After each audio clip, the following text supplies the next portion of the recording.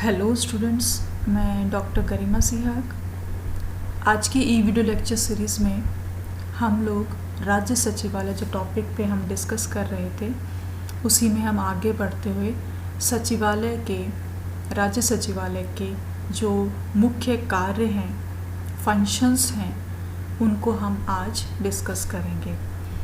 तो बेसिकली सचिवालय जो है, जो इंस्टीट्यूट है सचिवालय, वो उसकी आवश्यकता क्यों है, उसका संगठनात्मक ढांचा क्या होता है, वो हम प्रीवियस लेक्चर्स में डिस्कस कर चुके हैं। तो जो फंक्शंस हैं, आवश्यकता से बहुत हद तक जो इसके फंक्शंस हैं सचिवालय के, वो मेल खाते हैं, मैच होते हैं। तो पहला जो फंक्शन है वो है सचिवालय का, वो है नीति निर्माण, पॉलिसी फॉर्मुलेशन। यानी कि सचिवालय का जो सबसे पहला यानी सबसे इम्पॉर्टेंट जो काम है सचिवालय का, वो नीति निर्माण में सहायता देना है।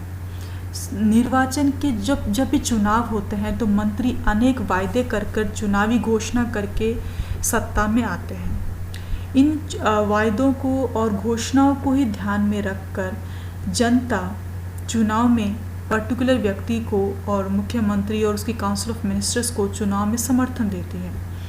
तो इन वायदों को और घोषणाओं को पूरा करने के लिए ही मंत्रियों को नीतियाँ बनानी होती है। और नीति क्या होती है?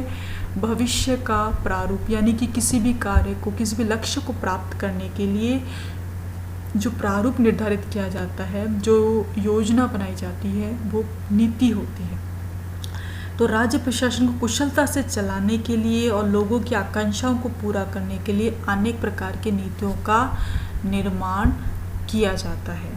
इन नीतियों के निर्माण के लिए सचिवालय क्या करता है?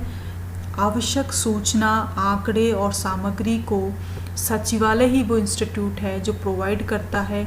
और इन सूचनाओं के द्वारा ही, इन आंकड़ों से ही, इन सामग्रियों से ही जो है परामर्श जो मिलता है सचिवालय का, उसके आधार पर ही मंत्री जो है नीतियों को अंतिम रूप, फाइनल अप्रूवल, अंतिम जो फॉर्मेट है, अंतिम रूप देते हैं। यानी कि स्टेट सेक्रेटेरिएट का जो मोस्ट इम्पॉर्टेंट फंक्शन है वो क्या है?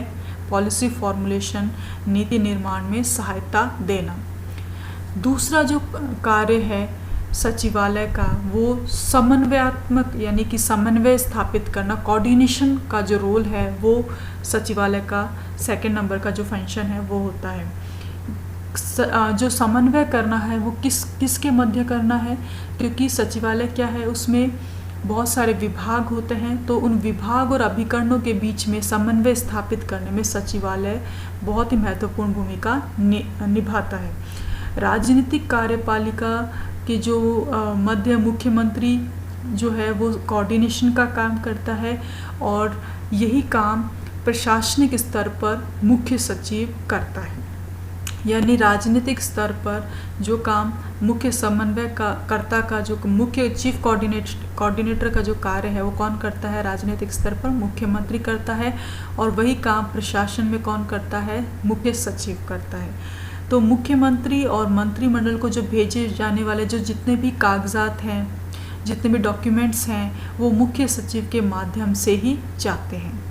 तो इस प्रकार सभी प्रशासनिक निर्णय मंत्रिमंडल में मुख्य सचिव की उपस्थिति में ही लिए जाते हैं। सचिवालय और राज्य प्रशासन में समन्वय स्थापित करना मुख्य सचिव का सबसे इम्पोर्टेंट काम होता है।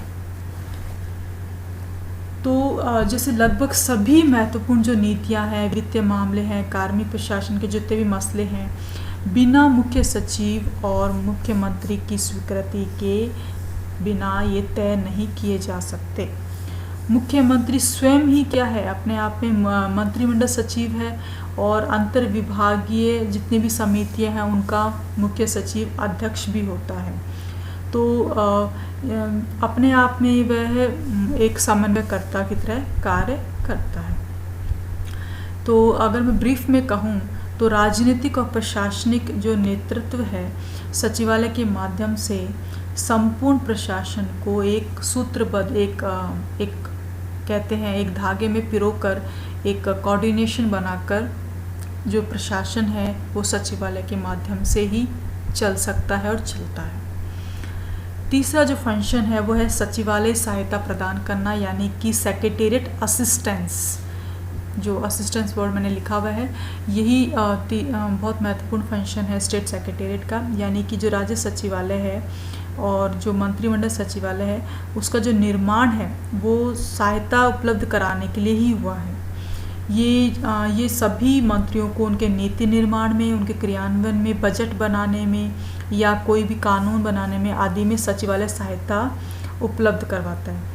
तो जितने भी मैटर हैं वो जो भी विचाराधीन मुद्दे हैं, प्रत्येक विषय से संबंधित आंकड़े और सूचनाएं जो है और परामर्श जो भी चाहिए वो राज्य सचिवालय के माध्यम से ही दिया जाता है।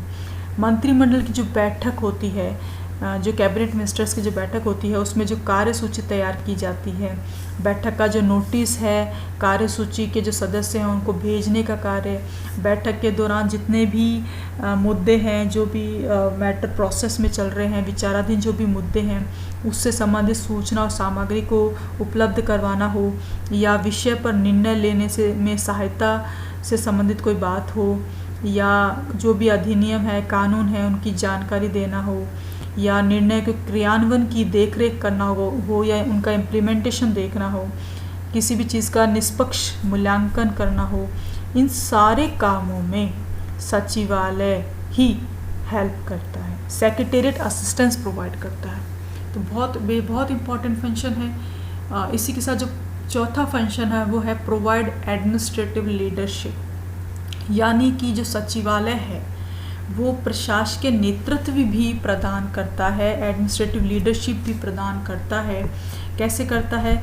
जो मुख्य सचिव हैं और जो जितने भी रेस्पेक्टिव डिपार्टमेंट्स के जो हेड है, जिनको हम शासन सचिव कहते हैं, मुख्य सचिव और सभी जो शासन सचिव हैं अपने जितने भी उनके जो अधीन विभाग हैं उनको ही नहीं, संपूर्ण प्रशासन को एक एडमिनिस्ट्रेटिव लीडरशिप देते हैं, प्रशासकीय नेतृत्व देते हैं।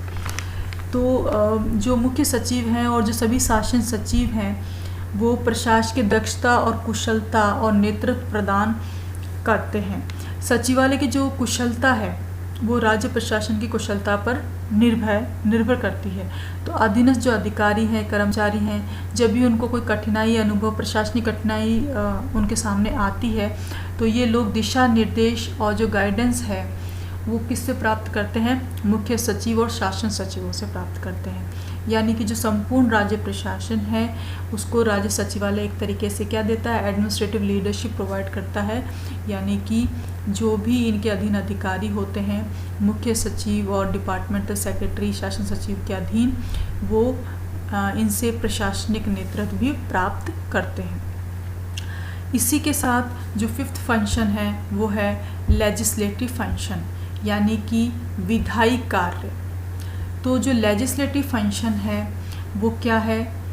जो सरकार है वो विधानमंडल के सामने जितने भी विधेयक प्रस्तुत करती है वो सब यहीं से तैयार किए जाते हैं। कहाँ से तैयार किए जाते हैं? राज्य सचिवालय के यहाँ से। तो यह जो विधानमंडल का अधिवेशन बुलाना हो, स्थगित करना हो, सत्र को जो सेशन है उसको समाप्त करना हो, या विधानसभा को भंग करना हो, डिसॉल्व करना हो, ऐसे जो महत्वपूर्ण निर्णय हैं उनमें सहायता प्रदान करता है सचिवालय, राज्य सचिवालय।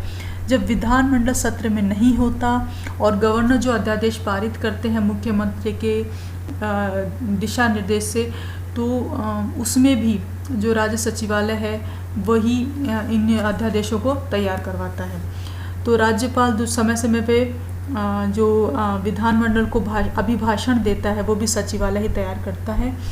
और जितनी भी समितियां हैं उनसे संबंधित जो अभिकरण हैं, जो भी विभाग हैं, तो विधानमंडल में जो भी महत्वपूर्ण प्रश्न पूछे जाते हैं, पूरक प्रश्न पूछे जाते हैं, उनके उत्तर भी जो सचिवालय की सहायता के बिना नहीं दिए जा सकते। तो सचिवालय अपने आप में बहुत ही इम्पॉर्टेंट इंस्टीट्यूट है और वो बहुत असिस्टेंस प्रोवाइड करता है विधायी कार्यों में भी। इसी के साथ जो नेक्स्ट फंक्शन है वो है functions related to economic planning, यानी कि आर्थिक नियोजन से संबंधित जो कार्य हैं उनमें भी वो भी सचिवालय करता है।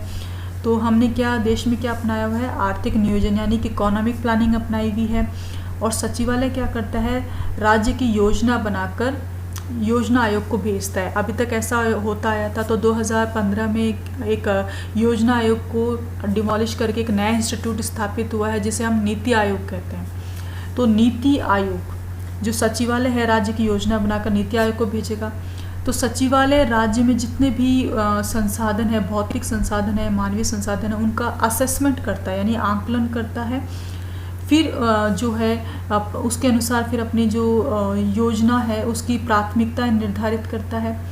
फिर नीति आयोग से राज्य की जो योजना है स्वीकृत करवाना हो, सफल क्रियान्वयन करवाना हो, समय समय पर मूल्यांकन करवाना हो और ज़रूरत पड़े तो उसमें चेंजेस या संशोधन करना हो, इन सभी कामों में सचिवालय बहुत ही इम्पॉर्टेंट फंक्शन परफॉर्म करता है।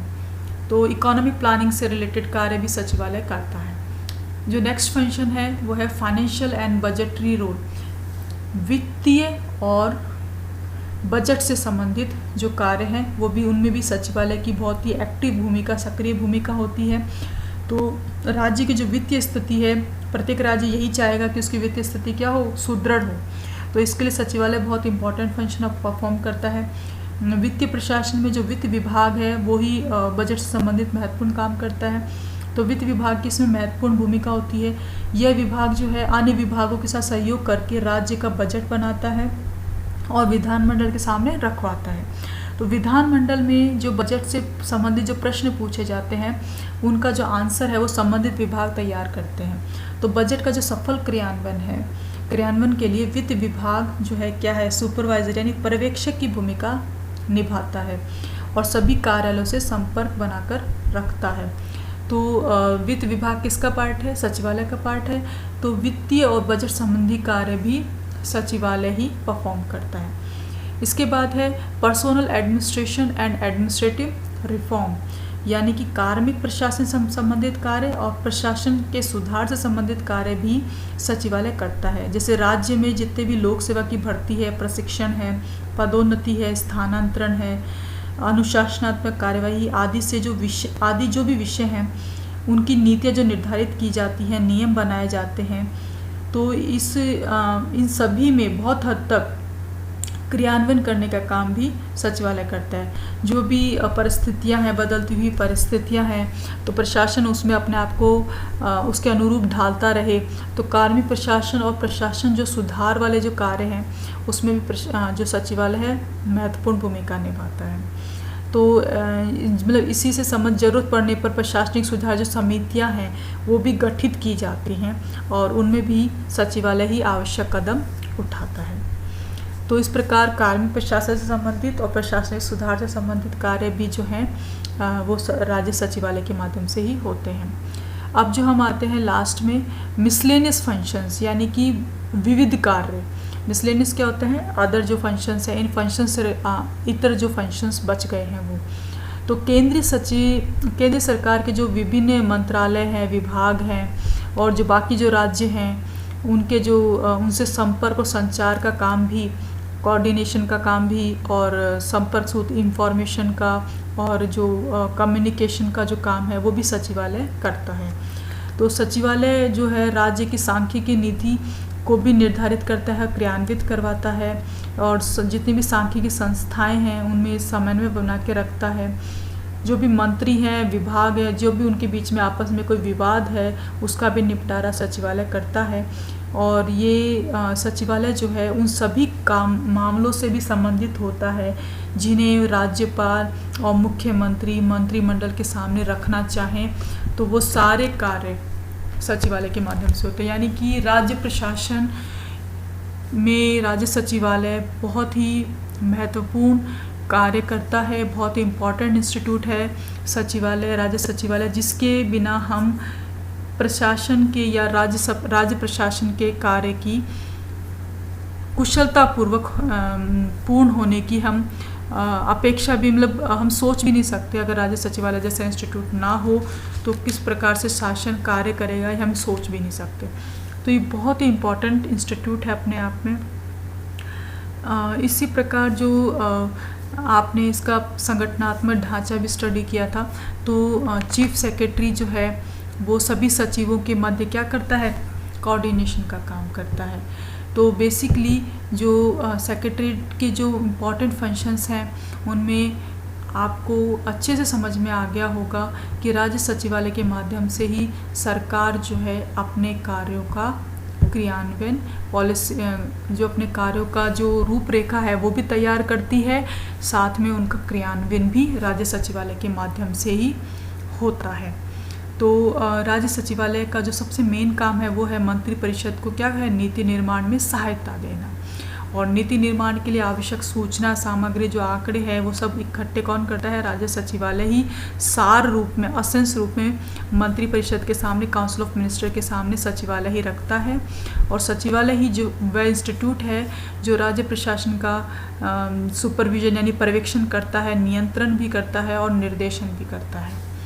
तो स्टेट सेक्रेटेरिएट क्या होता है, क्या इसके फंक्शंस होते हैं, क्या इसका संगठनात्मक ढांचा है, वो आपको इस वीडियो से अच्छे से समझ में आ गया होगा। कोई भी फंक्शन से संबंधित या कोई भी टॉपिक या बुक में कोई लाइन समझ में ना आए तो आप मुझसे व्हाट्सएप पे पूछ सकते हैं। Thank you so much.